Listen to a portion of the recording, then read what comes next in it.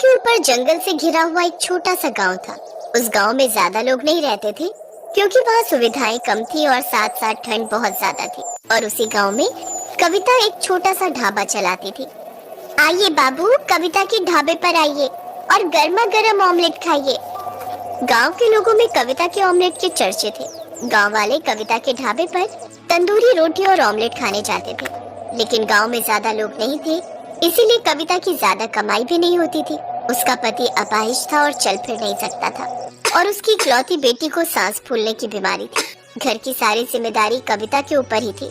वो अपनी बेटी को लेकर डॉक्टर के पास गई तो डॉक्टर ने साफ कह दिया, आपकी बेटी को कोई ऐसी वैसी बीमारी नहीं है, सांस फूलने की बीमारी है। इस बीमारी से बहुत लोग मर जाते हैं।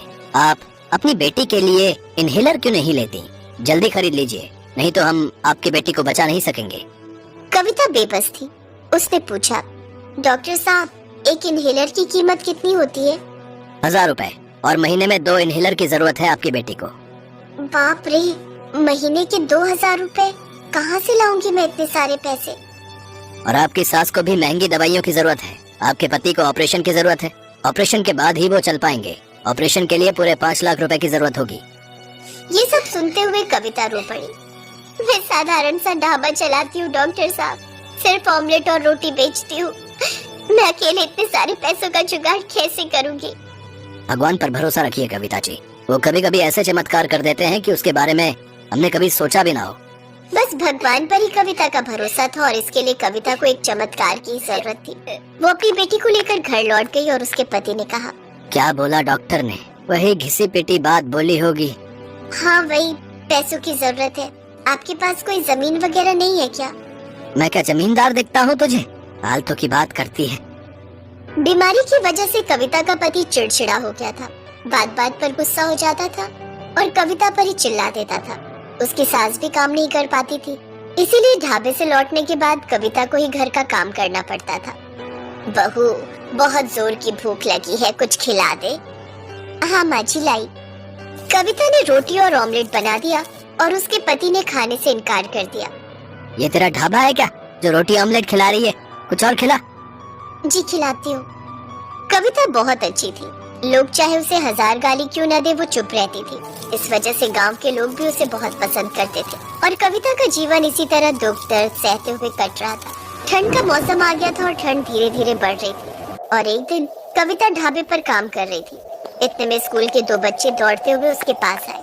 चाची जल्दी चलो, जल्दी चलो। कहाँ जाना है बेटा? स्कूल चलो चाची, पूजा बेहोश हो गई है। क्या? मेरी बेटी बेहोश हो गई? चल चल। कविता भी दौड़ती हुई उन बच्चों के साथ स्कूल पहुंच गई। उसने देखा पूजा आंख बंद करके पड़ी हुई है। उठ जा बेटी, उठ जा। क्या हुआ है तुझे? उठ जा। कुछ देर पानी का छींटा मारने के बाद पूजा को होश आया और उसके बाद डॉक्टर आए। कविता जी, अब तो इसे इनहेलर चाहिए ही चाहिए। ठंड भी बढ़ गई है, 2-3 दिन में बर्फबारी भी शुरू हो जाएगी। इस साल आपकी बेटी ठंड सह नहीं पाएगी। माँ, मैं मरना नहीं चाहती। माँ, मैं मरना नहीं चाहती हूँ। नहीं बेटी, तुझे कुछ नहीं होगा, मैं हूँ ना। लेकिन कविता अकेली क्या ही करती। वो भगवान को बुलाने लगी। हे भगवान, मेरी मदद कीजिए। मुझे मदद करने वाला और कोई नहीं है, सिर्फ आप ही हो भगवान, सिर्फ आप ही हो। भगवान अपने सच्चे भक्तों को कभी निराश नहीं करते हैं। कोई ना कोई तरीके से उसे जीने का सहारा दे ही देते हैं। लेकिन कविता को वो कैसे मदद करने वाले थे? कविता बर्फबारी से डर रही थी। पता नहीं बर्फबारी शुरू हो जाने के बाद मेरी बेटी का क्या होगा, वो ठंड सह पाएगी या नहीं। कविता ने गुल्लक तोड़ दिया और उसमें से 150 रुपए मिले। 150 रुपए में तो आजकल कुछ नहीं होता और ऐसे ही कविता की समस्याएं बढ़ने लगी। अगले दिन से स्नोफॉल शुरू हो गया। पूरा गांव सफेद बर्फ से ढक गया और ये देखकर कविता सिसक सिसक कर रोने लगी। मैं हार गई, मैं अपनी बेटी को नहीं बचा पाई।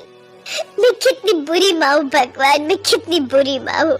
लेकिन कविता को नहीं पता था कि इसी बर्फ की वजह से उसे एक मौका मिलने वाला है। 2-3 दिन पहले कुछ टूरिस्ट पहाड़ पर घूमने के लिए आए थे। वो इस गांव से बहुत दूर एक शहर में रुके हुए थे, लेकिन उस शहर से एयरपोर्ट का रास्ता इसी गांव से होकर जाता था। छोटा गांव था, इसीलिए कभी किसी भी टूरिस्ट ने ज्यादा ध्यान नहीं दिया था। लेकिन आज कुछ अलग होने वाला था। बर्फबारी शुरू हो जाने के बाद गांव के लोग जल्दी घर के अंदर घुस जाते थे। कविता शाम होते ही ढाबा बंद कर ही रही थी कि तभी वहाँ एक टूरिस्ट कार आकर रुक गई। बर्फ की वजह से वो गाड़ी एयरपोर्ट पर नहीं जा पाई। गाड़ी में से एक आदमी निकला और सामने कविता को देखकर पूछा, एक्सक्यूज मी, यहाँ कोई होटल है क्या? होटल? गांव में होटल तो नहीं है साहब। फिर तो बहुत मुश्किल हो जाएगी, हम रात कहाँ बिताएंगे, खाना भी कैसे खाएंगे? गाड़ी में से उस आदमी की बीवी बाहर आई और उसने कहा, अरे वाह, इतनी ठंड में गर्मा गर्म रोटी ऑमलेट, मजा आ जाएगा, हम ढाबे पर रह लेंगे। कविता ने फटाफट रोटी ऑमलेट बना दिया और वो खाकर वो दोनों खुश हो गए। ऑमलेट तो वाकई बहुत बढ़िया है। हाँ, मैं अच्छा ऑमलेट बनाती हूँ। बहन जी, ठंड बहुत है, आपके ढाबे पर हीटर तो है ना? नहीं तो हम रहेंगे कैसे? हीटर? वो तो नहीं है। असल में इस गांव में बाहर का कोई भी कभी रुका ही नहीं है ना। ठीक है, मैं कुछ करती हूँ। कविता तंदूर का इस्तेमाल करती थी। उसमें कोयला जला दिया और उसकी वजह से ढाबे के अंदर गर्माहट छा गई और दोनों टूरिस्ट आराम से सो गए। अगली सुबह जब वो जागे, फिर बातों ही बातों में उन्हें कविता के घर के हालात के बारे में भी पता चला।